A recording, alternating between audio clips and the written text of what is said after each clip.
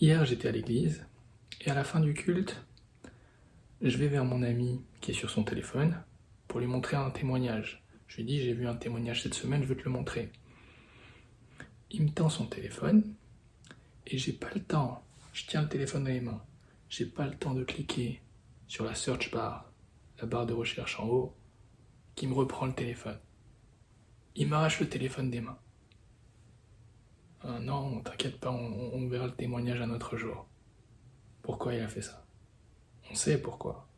Moi j'ai compris, et il a vu aussi que j'avais compris.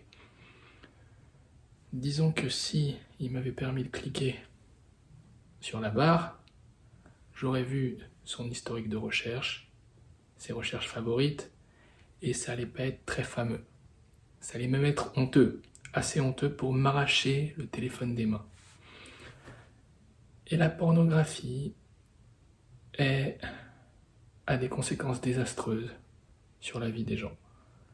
Et récemment, j'ai découvert une nouvelle conséquence que je ne soupçonnais même pas. Le site psychologue.net est un site où des gens qui vont pas bien exposent leurs souffrances. C'est classé par catégorie. Il y a des insomnies, des dépressions, des problèmes de couple, etc.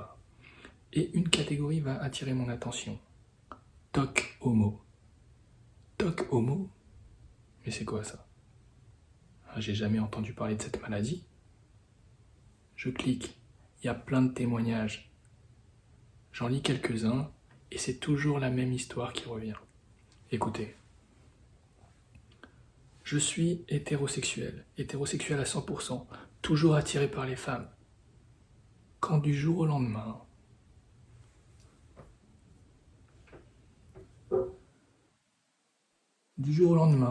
quand je conduisais, j'étais seul dans la voiture et d'un coup, une phrase est apparue dans ma tête. Un autre témoignage va dire « Un jour, cette question est venue dans ma tête. Je suis pas gay quand même. Et si j'étais attiré par les hommes ?» Cette question a bousculé, a explosé mon quotidien paisible. Et c'était plus juste une question, c'était un TOC, un trouble obsessionnel compulsif.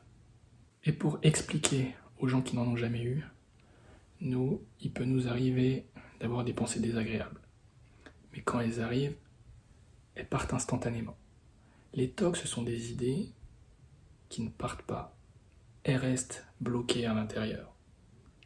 Alors t'as beau dire à cette personne, relax, détends-toi, va dormir, ça ira mieux demain. Pense à autre chose, elle ne peut pas. Car ses pensées sont incrustées et tournent en boucle dans son cerveau sans jamais s'arrêter. Et donc ces personnes sont en train d'appeler au secours. J'ai besoin d'aide, aidez-moi s'il vous plaît à me débarrasser de ces pensées malsaines qui sont en train de pourrir ma vie.